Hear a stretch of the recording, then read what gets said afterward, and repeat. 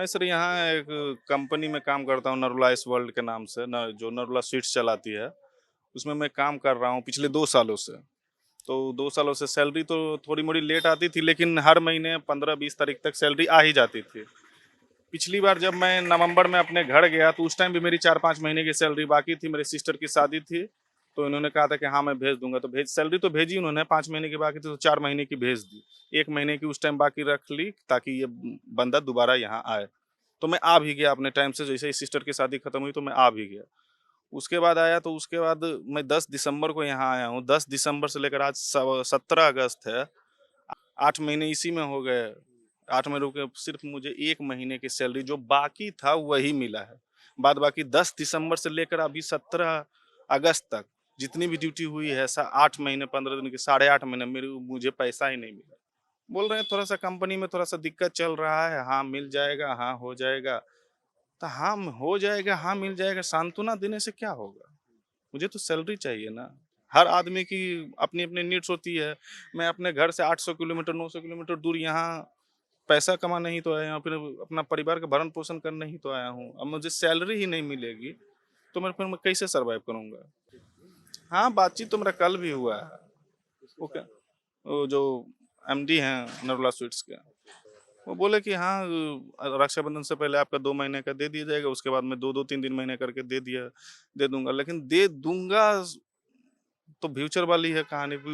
ये बात तो फिर जब मई में बात हुई थी तो मई में भी बोला था उन्होंने कि इस बार 1 महीने की दे रहा हूँ सैलरी, उसके बाद 2-3 महीने में आपका पूरा जो बचा हुआ है वो क्लियर होएगा। उसके बाद फिर 2 महीना 10 दिन हुआ है, उसके बाद 1 रुपया नहीं आया है। ये सब करने का कारण क्या है?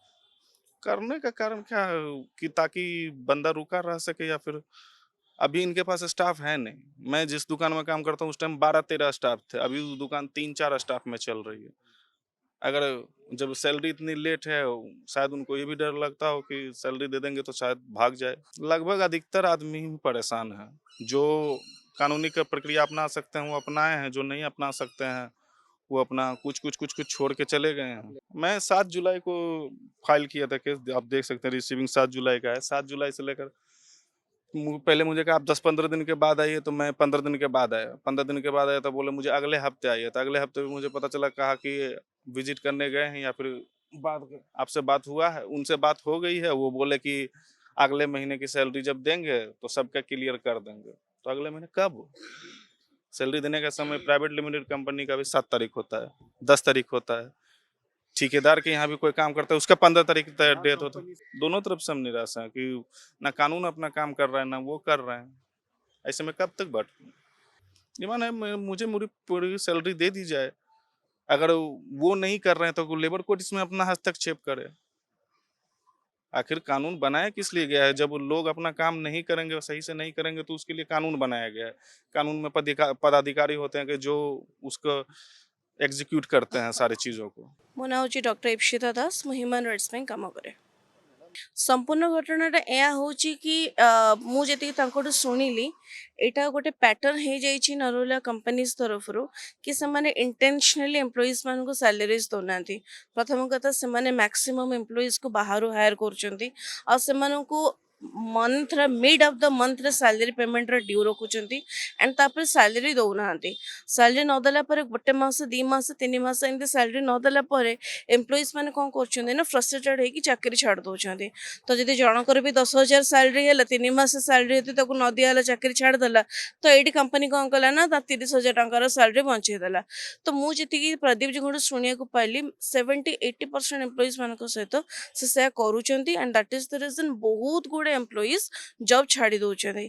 ତାପରେ ବି ତା ଭିତରେ ଲେବର ମାନଙ୍କର କାମ କରିବାର ସେଫ୍ଟି ସିକ୍ୟୁରିଟି ମେଜର୍ସ କିଛି ବି ନାହିଁ। ତା ଭିତରେ ବହୁତ ଗୁଡ଼େ ଆକ୍ସିଡେଣ୍ଟସ୍ ହେଉଛି। ଲେବର ମାନଙ୍କର ସେଫ୍ଟି ସୁରକ୍ଷାର କିଛି ମେଜର୍ସ ନାହିଁ। ଯଦି ଆଜିକା ଡେଟ୍ରେ ଯଦି ତା ଭିତରେ ଛୋଟ ବି ଆକ୍ସିଡେଣ୍ଟ ହେବ, ତାର ରେଜଲ୍ଟ ଡେଥର ଆସିଯିବ, କିନ୍ତୁ କିଛି ବି ତା ଭିତରେ ନର୍ମାଲ ଫର୍ଷ୍ଟ ଏଡ୍ ବି ନାହିଁ, ହାଇଜେନିକ୍ କିଛି ବି ନାହିଁ। ବହୁତ କିଛି ଅନଅର୍ଗାନାଇଜ୍ଡ ୱେରେ ସେ ଅର୍ଗାନାଇଜେସନ ଚାଲିଛି। ବର୍ତ୍ତମାନ ଗୋଟେ ମାସ ହେଇଗଲାଣି ଆମେ ଲେବର କୋର୍ଟରେ ଅଭିଯୋଗ କରିଛୁ। ଲେବର କୋର୍ଟ ତରଫରୁ ବି କୌଣସି ପ୍ରକାରର ଆମକୁ ମାନେ କିଛି ମିଳୁ ହିଁ ନାହିଁ ରିଆକ୍ସନ୍ସ କି କେବେ ୟାକୁ ସାଲାରୀ ମିଳିବ କି କ'ଣ କରିବ। ସେ ଏକ୍ସଟ୍ରା ସାଲାରୀ ହିଁ କ୍ଲେମ୍ କରିନାହାନ୍ତି। ସାଲାରୀ ପ୍ଲସ୍ ତାଙ୍କୁ ଯେତିକି ବର୍ତ୍ତମାନ ସୁଦ୍ଧା ମେଣ୍ଟାଲି ଆଣ୍ଡ ଫିନାନ୍ସିଆଲି ହାରାସ କରାଯାଇଛି ଫର୍ ଦ୍ୟାଟ୍ ସେ କମ୍ପେନସେସନ୍ ମଧ୍ୟ କ୍ଲେମ୍ କରିଛନ୍ତି। ବର୍ତ୍ତମାନ ସୁଦ୍ଧା ଲେବର କୋର୍ଟ ତରଫରୁ zero reaction for this case. ଯେତେ ଜଲ୍ଦି ପାରିବା ଆମେ କେସ୍ଟାକୁ ସମାଧାନ କରିବା ଆଣ୍ଡ ତାଙ୍କୁ ତାଙ୍କର ଯାହା ବି ହକ୍ ଅଛି ସେତିକି ପେମେଣ୍ଟ ତାଙ୍କୁ ମିଳିଯାଉ।